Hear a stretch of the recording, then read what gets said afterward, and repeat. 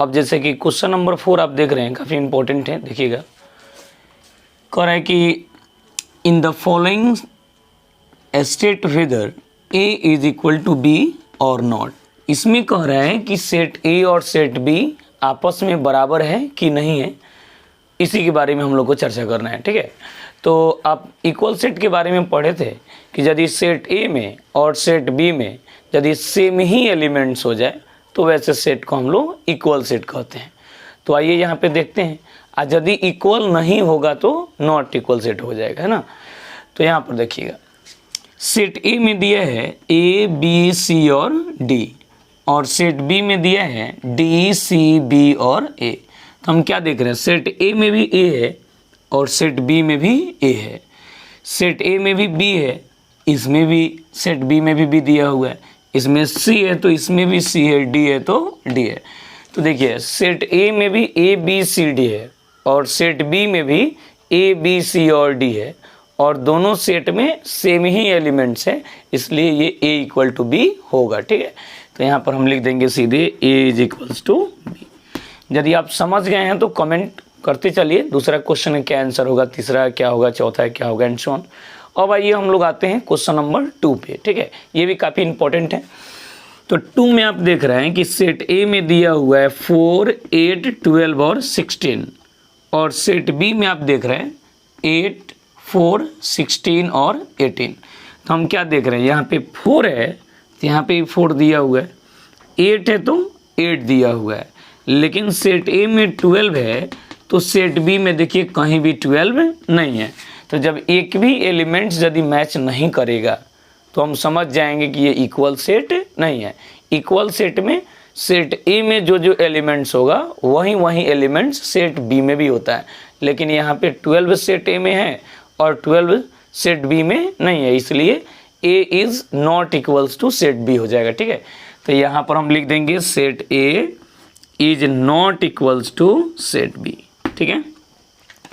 अब आइए तीसरा नंबर क्वेश्चन पे कमेंट करते चलिए बाबू, काफ़ी इंपॉर्टेंट क्वेश्चन है। क्वेश्चन नंबर 3 को देखिए, कह रहा है सेट ए बराबर 2, 4, 6, 8, 10 दिया है, और सेट बी में कह रहा है कि x such that x is positive even integer and x is less than equal to 2। तो सेट ए में भी 2, 4, 6, 8, 10 है, और सेट बी में कह रहा है कि positive even integer. Positive even integer क्या होगा, 2, 4, 6, 8 ये सब ना होगा, और इसमें कंडीशन है कि लेस देन इक्वल टू 10, यानी पॉजिटिव इवन इंटीजर 10 से छोटी और 10 के बराबर होनी चाहिए, यानी 2 आएगा, 4 आएगा, 6 आएगा, 8 आएगा और 10 आएगा।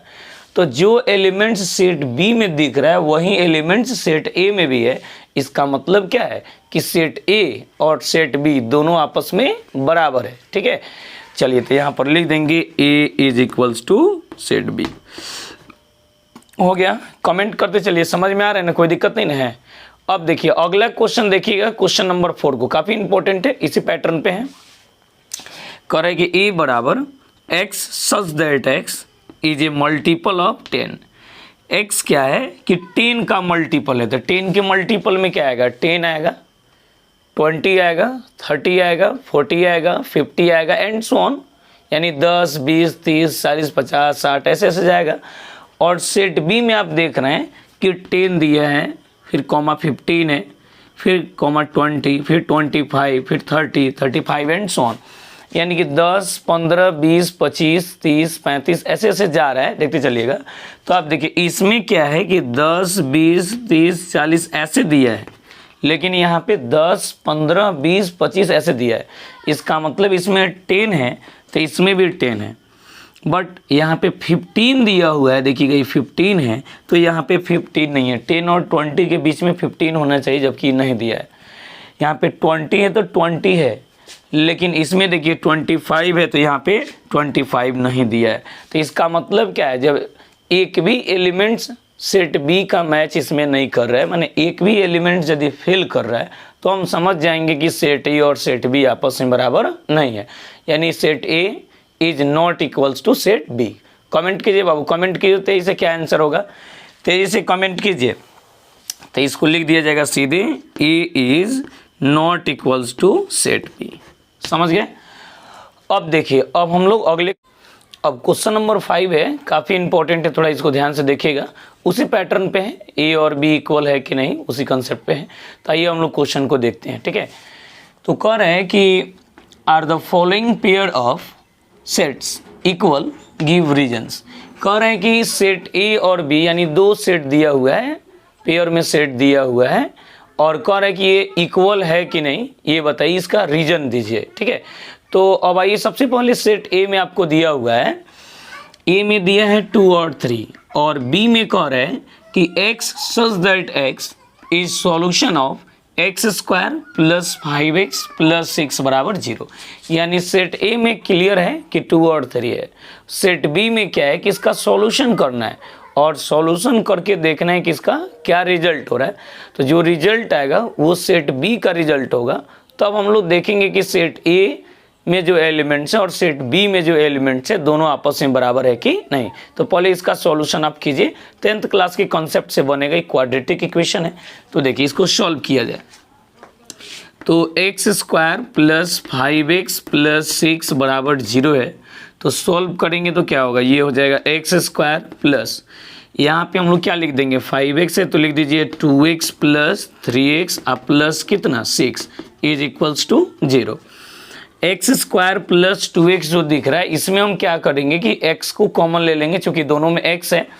तो यहाँ पे x कॉमन होगा तो ये हो जाएगा x प्लस 2 फिर प्लस, और 3x प्लस 6 जो दिख रहा है यहाँ पे दोनों में 3 है, इसमें से हम लोग 3 को कॉमन ले लेंगे।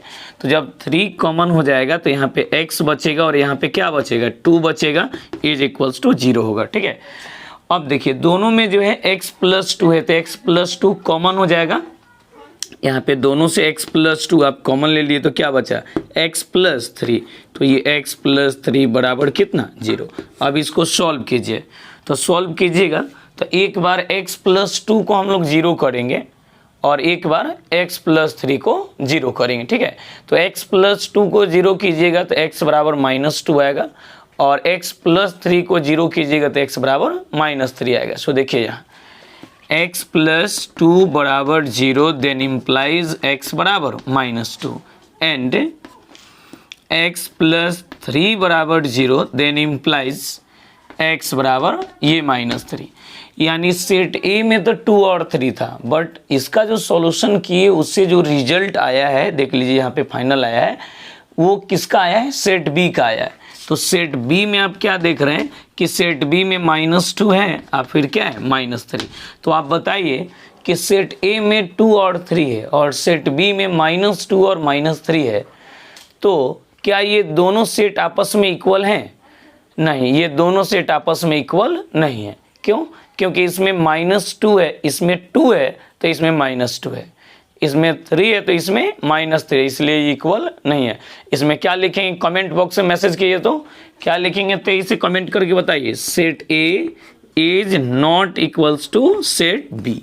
ये आपका फाइनल आंसर हो गया। ठीक है, अब देखिए, अब अगला क्वेश्चन जो कह रहा है वो भी क्वेश्चन काफी इंपॉर्टेंट है, देखिए ध्यान से। तो कह रहा है कि ए बराबर दिया है x such that x is a letter in the word FOLLOW।